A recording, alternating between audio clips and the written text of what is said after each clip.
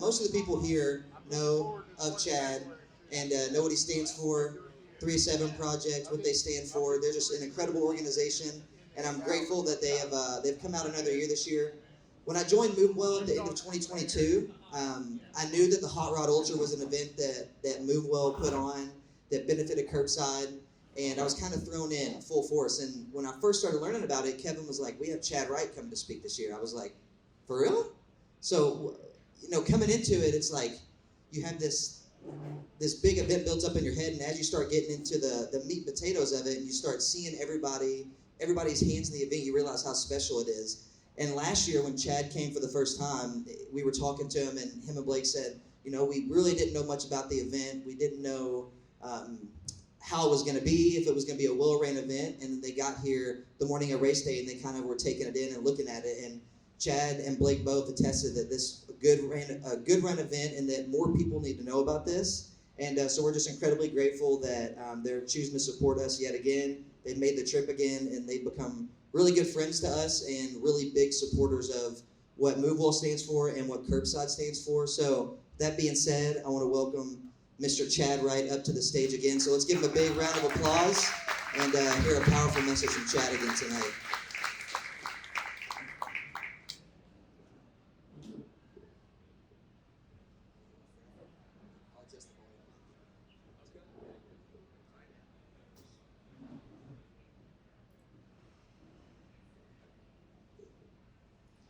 All right, all you guys get your cell phones ready.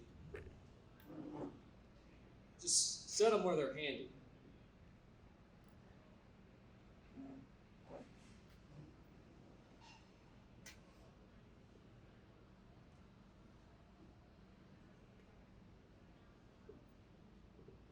Outstanding.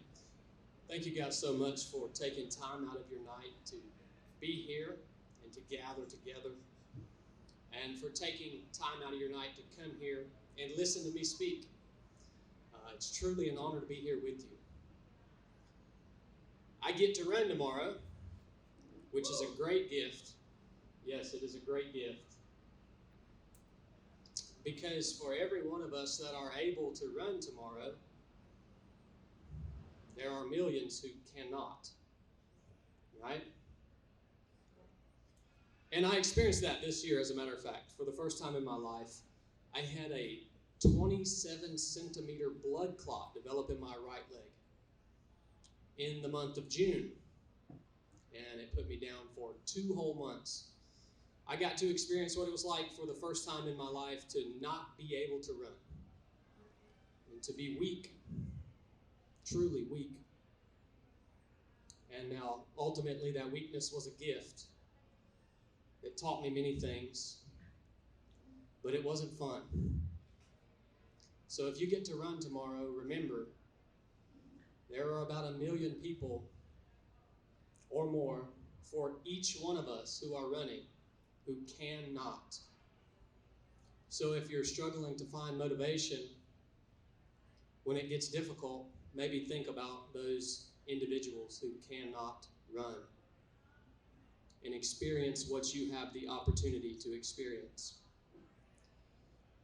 I want to establish some ground rules before we get into the speech tonight, because I want you guys to understand who I am, and I also want you to understand who you are a little bit better.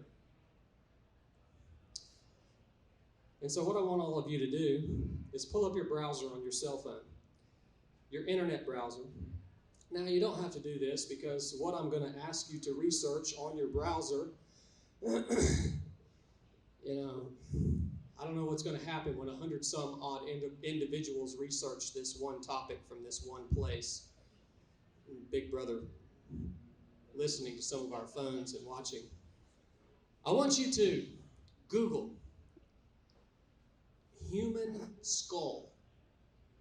Human skull. And I want you guys to take just a minute when it pops up the images of a human skull, right? There'll be a bunch of images. You can click the little tab that says images.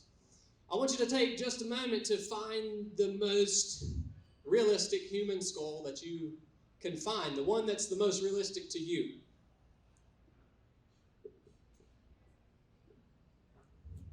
I want you to click that photo, and I want you to pull it up on your phone, and I want you to look at it for just a minute.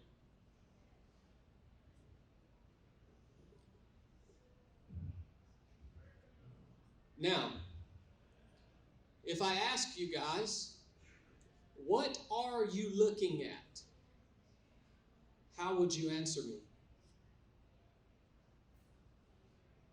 What are you looking at? A skull. That's the answer everyone gives. Let me tell you what you're actually looking at. You're looking at yourself. You're looking at your future. Look at it again. That is your future. That is you.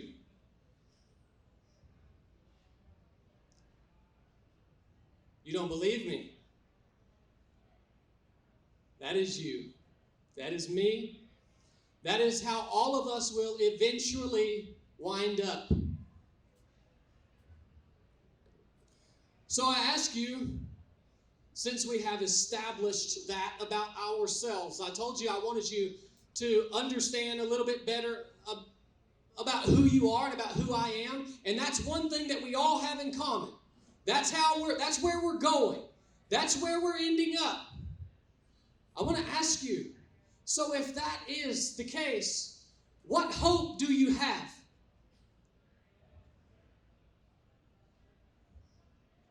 What hope do you have? Are you hoping in your legacy? Everyone's going to forget you within 2 or 3 generations. Are you hoping in your beauty or your strength? You are going to get old and ugly and weak. Are you hoping in your money, your houses, your cars, your career? Rust will destroy them all, and the rain and the wind will beat against them until they crumble. So what do you hope in? Does anyone have hope? What is your hope?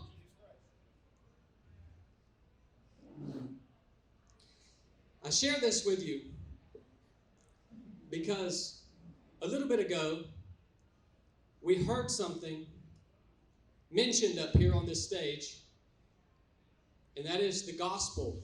The gospel means the good news. That's what that means. And I want you to know something about me, that I have finally become old enough and wise enough to realize that the message of the gospel is my literal only hope. I don't mean that metaphorically. I don't mean that, and I don't say that to sound like a good Christian. I say that because I have reached a point in my life and I have seen enough and I have suffered through enough that I literally have no other hope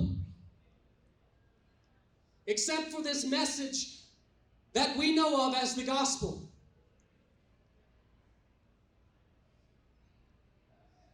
And I would encourage you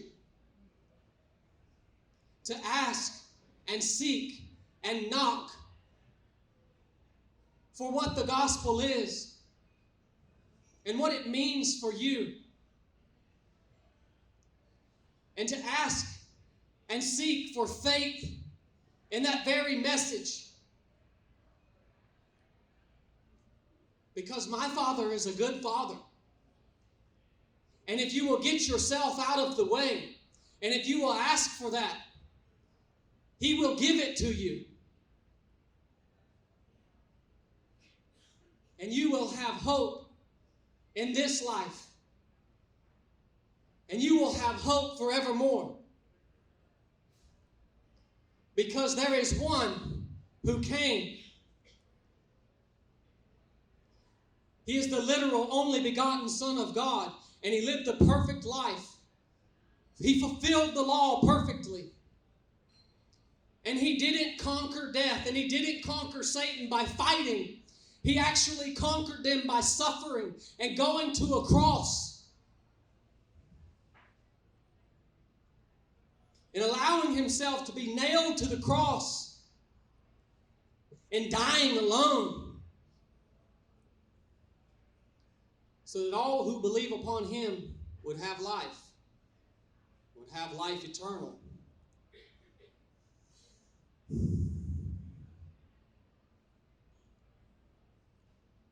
The next thing that I want to establish is mostly about me.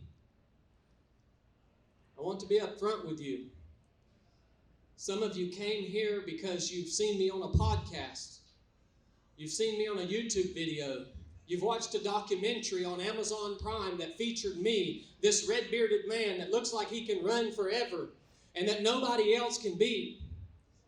And you wanted to get to know me maybe, and you wanted me to kind of tell you some secrets and maybe some tactics and techniques and procedures that you can apply in your own life or in your own race tomorrow.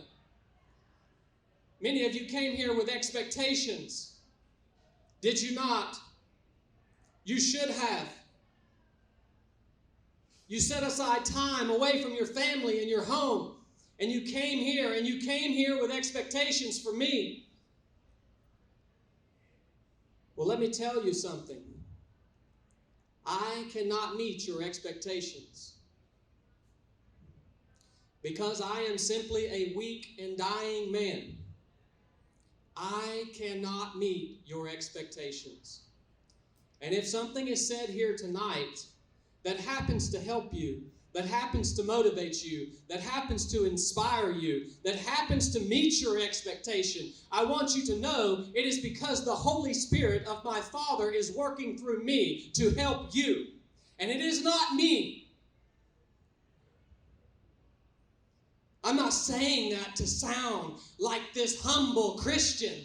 I'm saying this because I've stood on stages like this so many times in front of thousands of people so many times and tried to deliver a message that I thought was going to hit the spot, that I thought was going to be exactly what these people needed to hear. I've tried it time after time. People have paid me hundreds and thousands of dollars to do it, and I've put it all on myself. And I've got up on this stage and I went to say something thinking I had it all figured out, and I fall flat on my face. I'm no longer stupid enough to believe that I can meet your expectations. What a fool I was.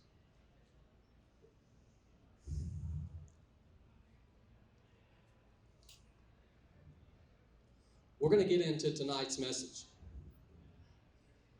I'm going to talk to you guys about the most valuable things that I've learned in this life. This is the cream of the crop. When you hear this speech, I have nothing else to give you. This is what I've learned. But I started off with those few points just so that you don't begin to think as we go over these points that if you do these things, you can become perfect. Because you can't.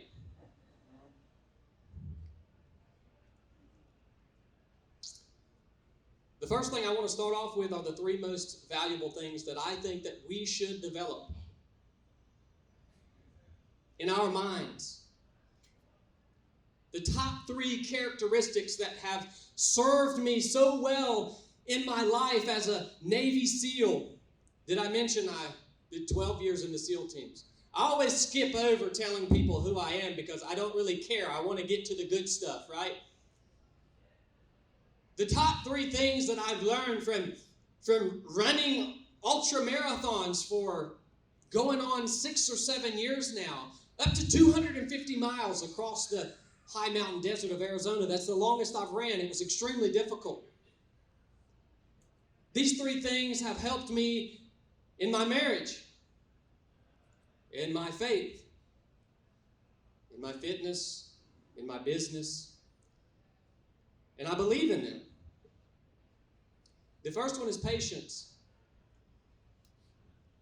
How many of you have goals in life? What's your goal?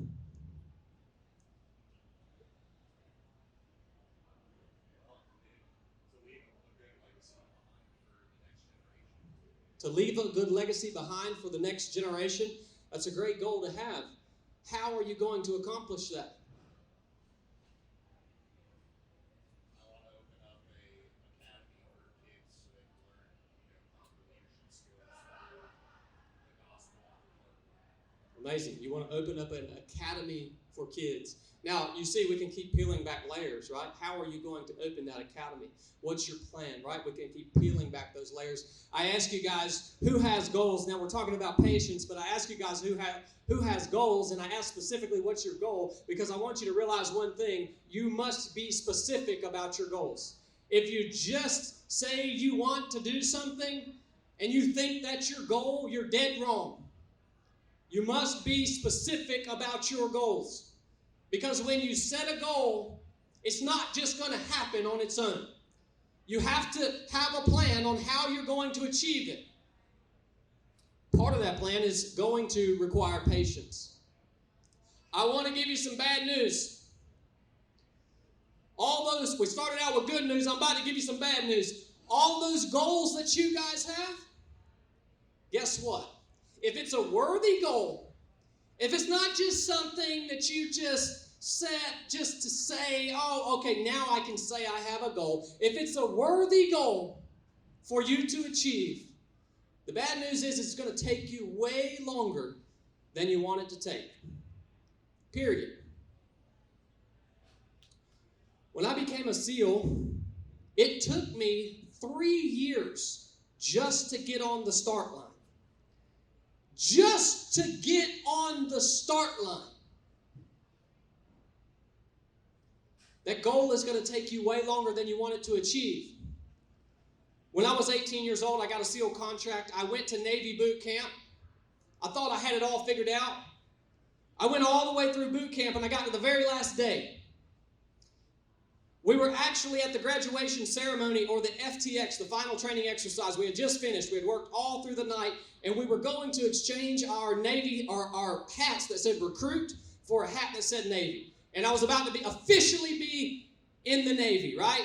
And then I was going to leave boot camp and go to SEAL training and achieve my goal, right? That I had left everything for. I'm in the formation. My drill instructor comes up behind me and taps me on the shoulder, and he says, hey, Chad, you need to go to medical. So I leave my boot camp class while they go and get their hats that say Navy, and I walk my happy butt across base by myself into the medical office, and I walk in, and the doctor says, sit down, and I said, that's weird. And he proceeded to tell me that I had a 7-centimeter pericardial cyst on my heart. That was asymptomatic, but it would disqualify me from ever becoming a SEAL. Because he was worried that if I made it through SEAL training, when I dove underwater, it would burst the cyst, send me into cardiac arrest. He said, you will never be a SEAL, Chad. Literally, on the last day, before I was about to go and actually start the process of achieving my goals. The Navy sent me home. I searched every heart surgeon that I could get an appointment with in the Atlanta area until I finally found one who said, yeah, 18-year-old Chad, I'll cut your chest open and remove an asymptomatic cyst so that you can go and try to do something that nobody finishes anyways. That dude's crazy, man. He was crazy like me. So that's what he did. He cut my chest open and removed this cyst from my heart. It took me about a year to recover from that surgery and about another year to just get on the start line. I want to tell you a secret. If I would have been allowed to go straight from boot camp to BUDS, which is Basic Underwater Demolition SEAL Training, if I would have been allowed to go straight to BUDS, I would not have made it. I would not have made it through that training. I would have quit. Let me tell you why that is. Because I was not the person that I needed to be in order to achieve that goal. And that's probably you today. Whatever your goal is, right now, the person who you are sitting right here at this table, you are not the person that you need to be in order to walk in those shoes. And so you are going to have to go through this process. And the process is going to be hard. And the process is going to be much longer than you wanted it to be. And along the way, in that process, you're going to get broken down many times. And you are going to become who you need to be in order to achieve that goal. And let me go ahead and warn you, when you're right there at the cusp, when you're on the last day, it's going to get real hard. So you must learn to be patient, simply in order to endure the process that you must endure. That's in life, and that's in tomorrow's race. Number 2, we must learn how to stay present. We must. I told you guys SEAL training was called BUDS. I started with BUDS class 278. We started with 300 men. We graduated with, I think, 11 at the end of 6 months. 11 original class members, all right? I talked to a lot of those guys that quit, and I realized one thing. They all quit for the same reason. Every single one of them. Every one of them could tell you of a moment when things got really difficult in SEAL training. For some guys, it might have been surf torture. For some guys, it might have been the O course. It might have been a 4-mile time run on the beach. It wasn't the same thing. But every one of those guys would tell you of a moment when the thing got really hard for them. And they would tell you in that moment, their mind started to say, there's no way I can do this for another hour. There's no way I can do this for another day. There's surely, to God, no way that I can do this for another 5 months. This is really hard. And they allowed their mind to keep thinking too far forward. They allowed their mind to keep focusing on the fact that it was really painful now and that it was probably never going to get any better. And in that moment, they quit, every single one of them. It's the number one reason that people quit SEAL training, a marriage, a business. I don't care what it is. If you cannot stay present, if you cannot be where your feet are, when that thought creeps into your head, this is hard, I don't want to do this, and there's no way that I can keep doing this for another year, another 2 years, another 3 years. If you don't put your mind in check right there and say, no, negative. What do I need to do in order to take the next step that moves me in the direction of my goal? If you can't learn how to do that, you will never win. You will never do anything special. Which, by the way, I didn't come here to talk to people who want to be average, if you haven't figured that out yet.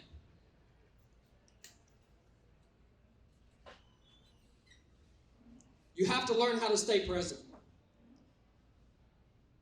Number 3, we have to be deliberate, or intentional.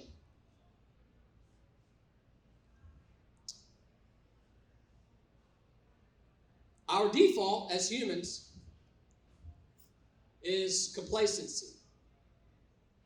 And a lot of you guys and girls, if you ask yourself a question right now, how am I living my life on a day-to-day basis? Am I deliberate about every conversation I have, about every relationship that I keep or that I pour myself into? Am I deliberate about every word that I say, about everything that I put into my mouth? Am I deliberate about every moment of every single day? Am I doing something intentional with my time, with my resources?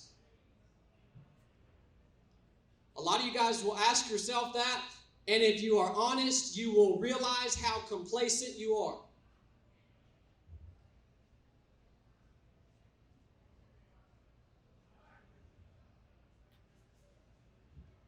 And if you choose to live the rest of your life in a complacent manner, one, I am sorry for you.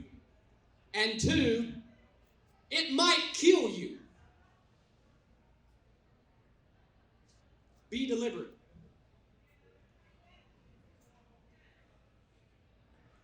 I want to move on from those 3 points. Be patient, be present, be deliberate. You guys might be wondering, well, how do I become more patient? How do I become more present or learn to stay present? How do I force myself to be deliberate? Do what we're about to do tomorrow. That's how you do it. You do it through repetition. How do you learn these things? How do you make these things become your default reaction to adversity in life? How do you make them your default? Through repetition. That's how you do it. Through putting yourself intentionally in situations that become more difficult than you want them to be. And going through it.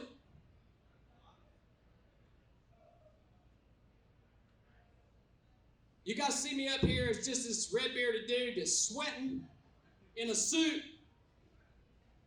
And you say, why the crap's this guy yelling at me, man? Who is he? Telling me I got to put the reps in. Telling me to be patient. Telling me to stay present. Telling me to be deliberate. I'm an adult. Who are you?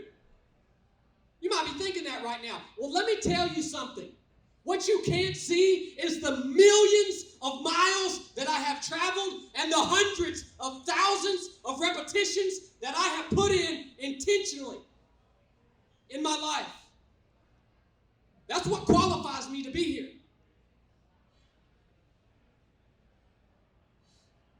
Moving on from those 3 things. I now want to shift into talking about how we can begin to change the way that we think. Because I believe most of society, especially now, has what's called an untrained mind. And that's what causes us a lot of problems in life when we don't think right. But guess what? We are in control of how we think, how we process the world around us, how we see things, how we react to things. We're in control of that. And I'm going to talk to you guys about 3 things that I do on a day-to-day basis to help me think right. Because I have to think right. I have to be able to respond in the proper manner. And if you're sitting out here and you're one of those people who say, yeah, I admit it. I have an untrained mind, man. I'm anxious. I'm sad. I'm depressed. I can't figure out which way I want to go in life. I'm afraid all the time.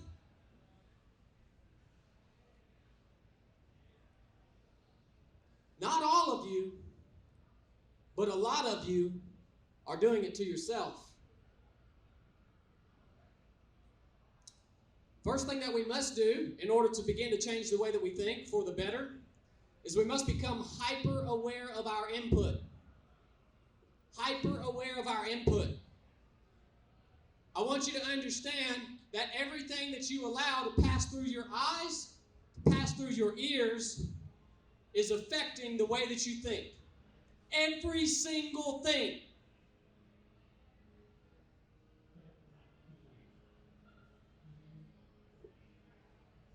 Many of us, when we leave here, we probably ought to go home, and we probably ought to go through this thing right here and delete some stuff. Because a lot of the stuff that you're consuming right here is destroying your mind, is destroying your life, is destroying your family, is destroying your goals.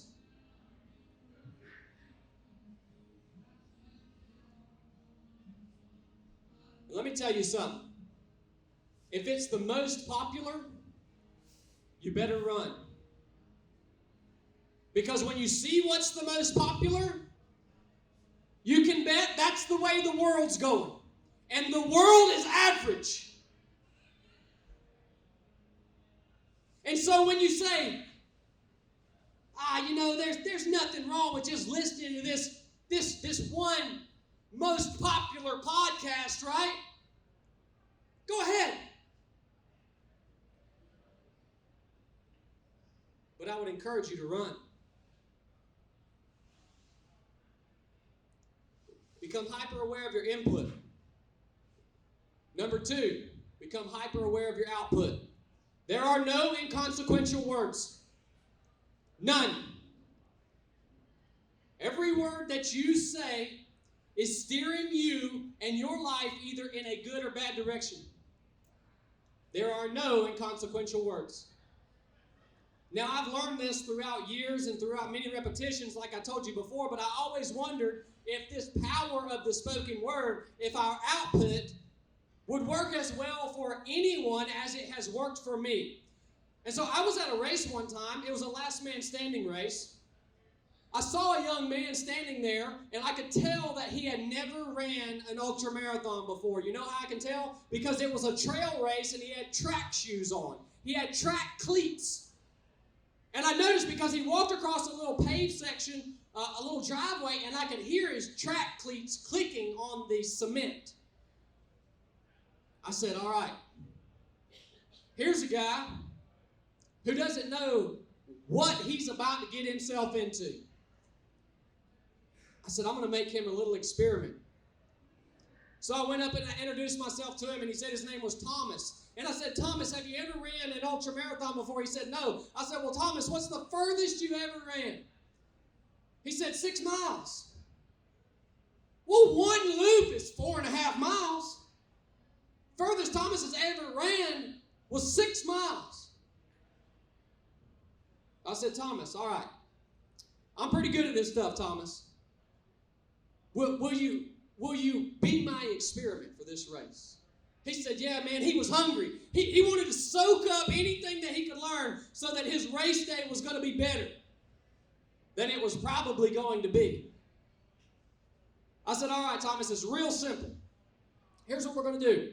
When we're out here running the course, if you and I pass each other on the course, I said, we are going to yell out to each other, I will never quit. Like out loud, we're going to scream it out, dude. I will never quit. And nobody else is going to know what's going on, but we don't care, man. Well, that's what we're going to do. He said, all right, I can do that. I said, here's the next thing. If anybody out here asks you at any time how you are doing, you are only able to respond with, I feel outstanding. I said, I don't care if every bone in your leg feels like it's about to break. Somebody asks you how you're doing, you can only respond with, I feel outstanding. In other words, we're not going to complain. We're not going to give our pain a voice. I said, and the last thing is, if we get to run together, I said, when we talk and have conversation, we're going to share things with each other that we are thankful for, right? We're going to be hyper aware of our output.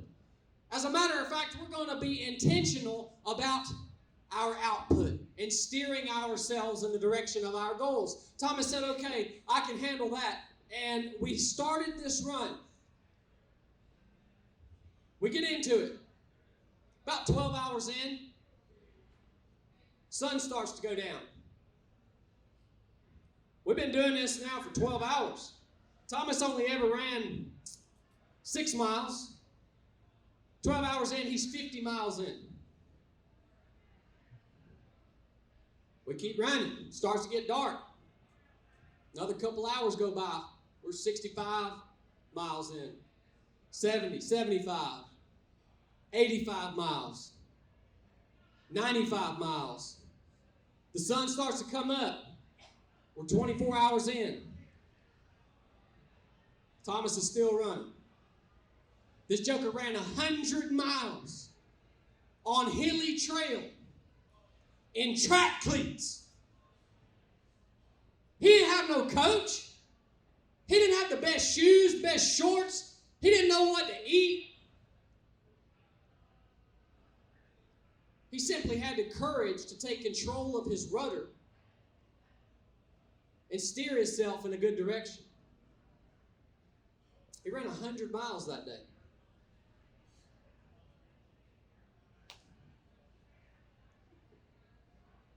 Become hyper aware of your output. There are no inconsequential words. The last thing that's affecting the way that you and I think is our environment. It's our environment. most of us like to seek environments that put us around people who are just like us. Those are the environments that we want to seek. We want to be in groups around people who are going the same speed through life and have the same meager commitment that we've made. You know why we like to be around people just like ourselves? Because it allows us to stay comfortable.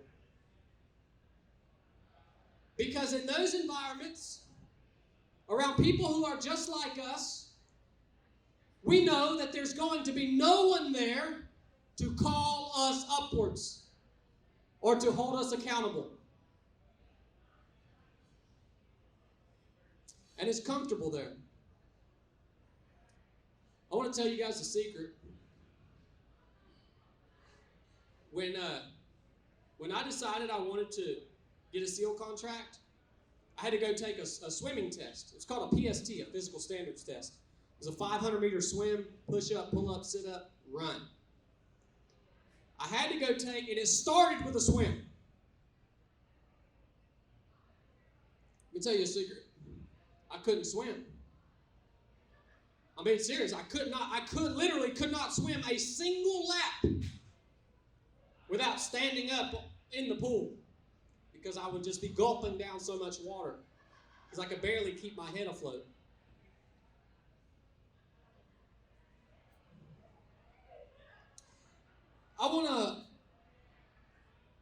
I can't express to you how much of a fool I felt like going to take a swimming test in front of a real live Navy SEAL, knowing that I could not swim. I went to take a swimming test knowing that I couldn't swim in front of one of the best swimmers on the face of the earth. You want to know how much of a fool I felt like? But it didn't stop me. I walked through the doors of that Cobb Aquatic Center week after week.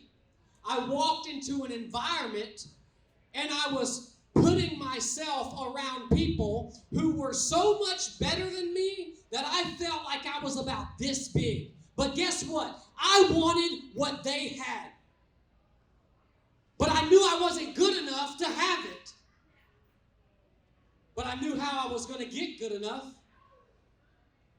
I was going to get around them every single chance that I could. And I didn't care anymore that it made me feel like a fool, that I was the weakest one there, that it was ridiculous that I couldn't swim, and that they would laugh at me and haze me and talk crap to me. It didn't matter, man. I walked into that place for week after week after week after week, failing until finally one day I passed that dang swimming test. Because I chose to walk into a place and be around people who I knew were better than me. That's the people that I want to be around, even to this day. If your business is the same size as my business, I don't want to hang out with you. If you're at the same place in your faith journey that I'm in, I don't want to hang out with you. If you run the same speed as me, I don't want to run with you. There is no aspect of my life where I want to be around people and in an environment that is at the level that I am on.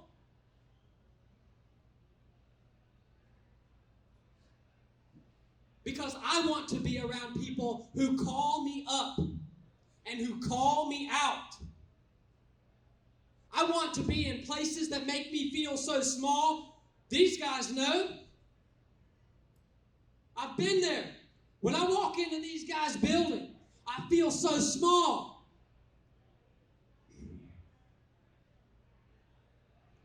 And I love it. I love it, man.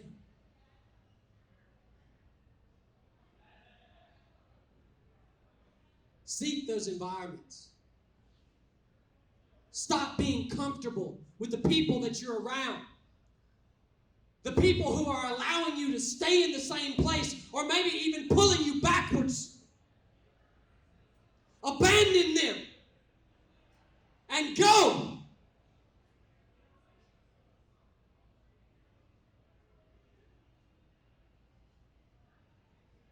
And if you don't know who those people are for you yet, then be that person for someone else. You can start that today.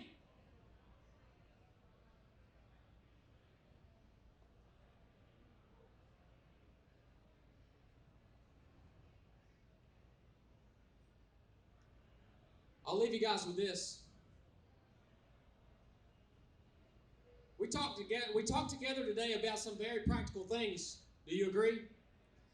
It's pretty practical that we should be patient, and that's something that we can immediately work on.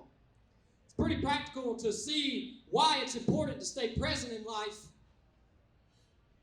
You guys remember when Jesus said, don't worry about tomorrow, because tomorrow has enough worries of its own. See, we read those things in the Bible, and we just roll on over, man.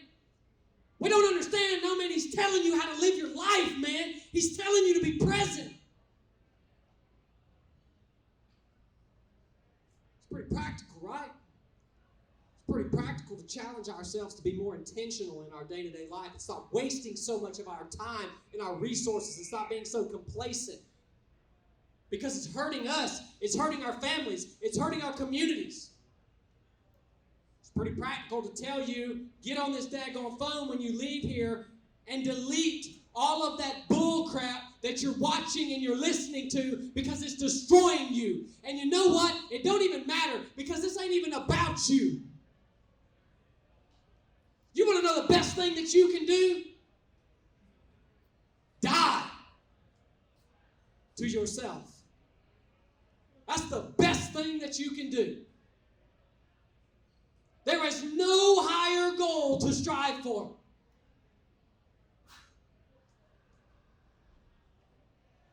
It's pretty practical to say, watch your words, clean up your speech.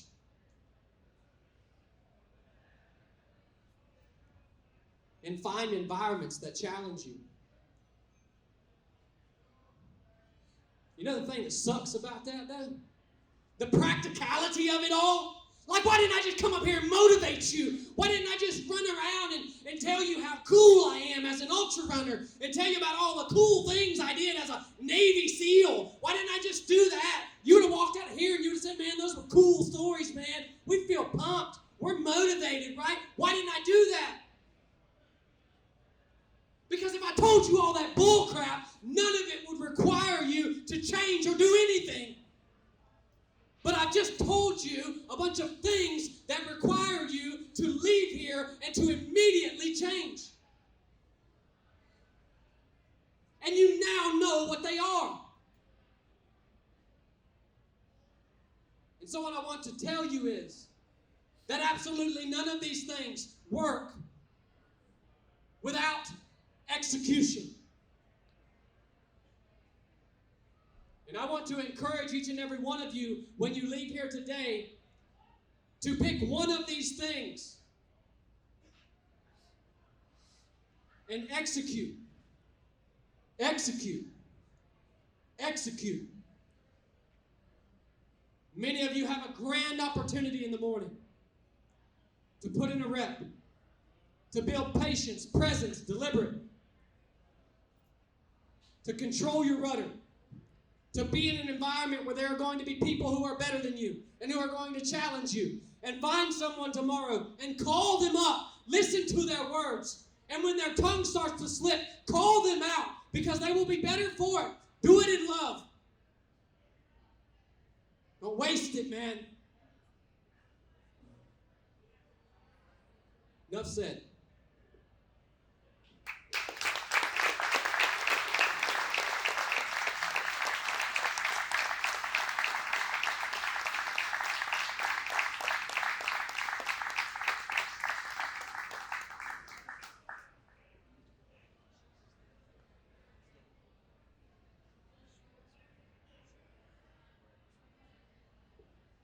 right, guys.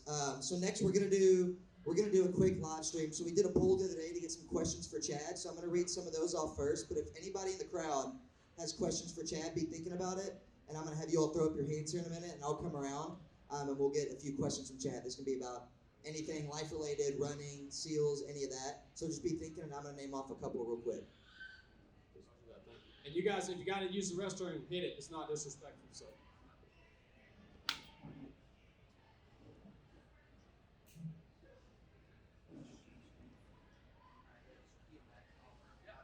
Yeah. Can you name a moment in life that tried to break you and how you overcame it? Yeah, I could name many of those moments, but I would say one of the most vivid ones is an evolution we did in SEAL training called surf torture. And every time I did surf torture, it nearly broke me, right? I hated the cold water. I still don't like water. And they would put you in this cold water, and you'd link arms with your classmates, and you would lay in the cold water, and they would make you swallow a microchip, and they'd bring you out of that cold water every so often in intervals, and they would scan that microchip that's in your gut, and they would bring you down into the severe stages of hypothermia. And then when you would get into the severe stages of hypothermia, then they would tell you, okay, go run to warm yourself back up so that you don't die. So every time we did that in Buds, it almost broke me. How did I get through that? I got through that by being hyper present. Like literally in surf torture, I couldn't think further than 1 second ahead. All I could think is I can do this for one more second. I know I can be here for one more second. And that's how I got through that every single time, was being so present that I was thinking 1 second ahead. My goal in SEAL training every day was to make it to breakfast. Unless I was getting surf torture. Then my goal was to make it one more second. And so that's how I got through it, man. There are no secrets. Does anybody have anything before I go to the next question? Okay. The next was, what was a piece of advice you got from somebody that you last year? What is a piece of advice that I got from someone that I still apply to my life? Let's see.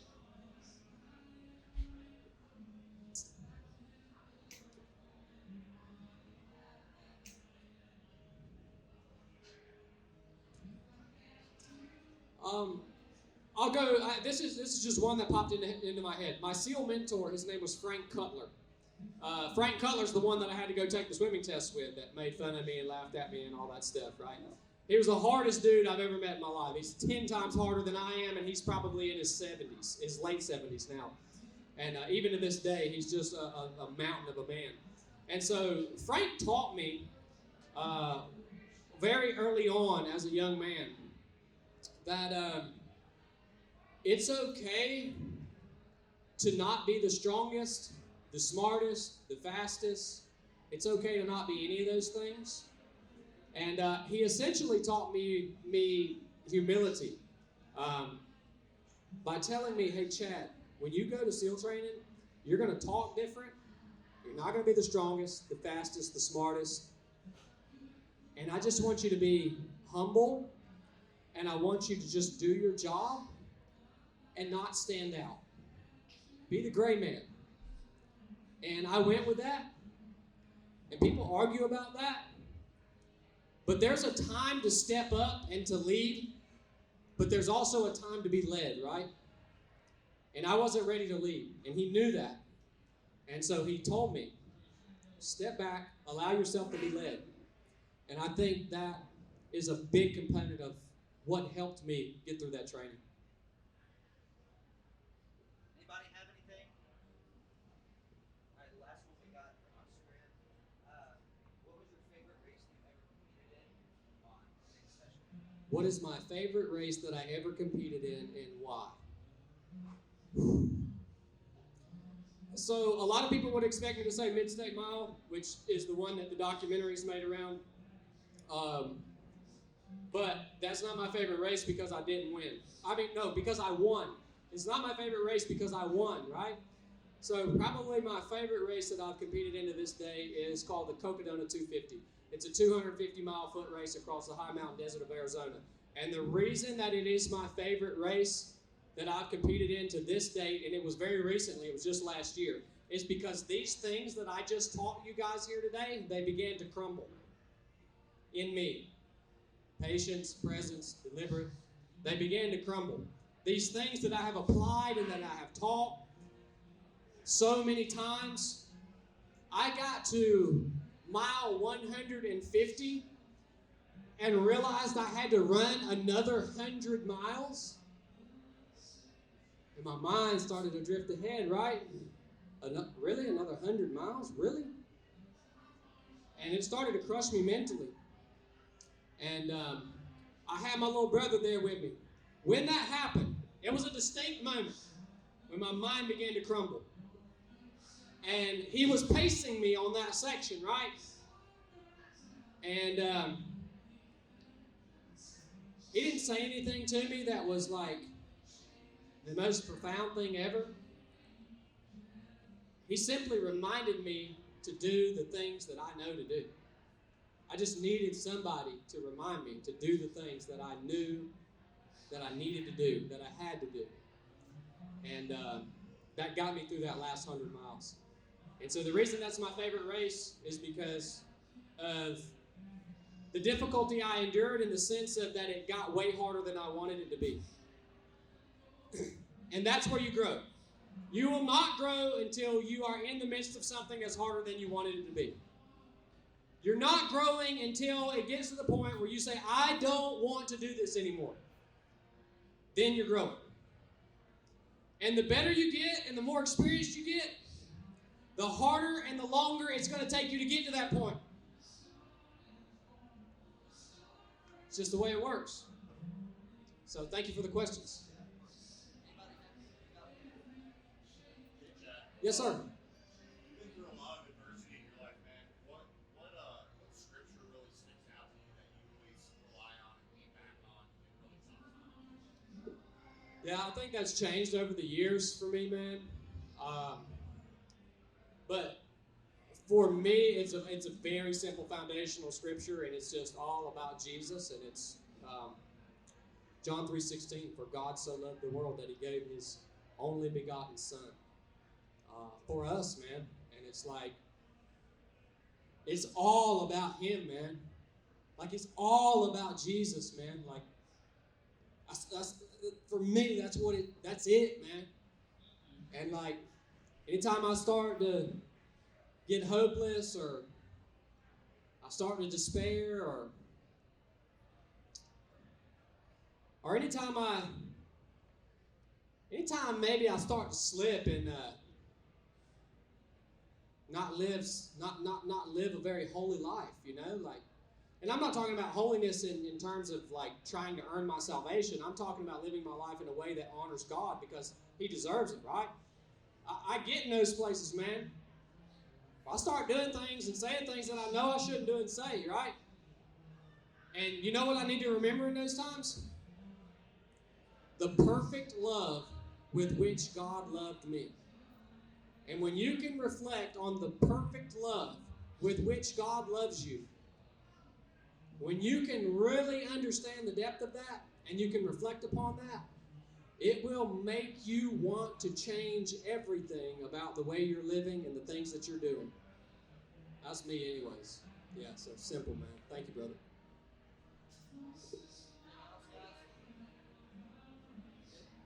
Thank you guys so much. I love you guys.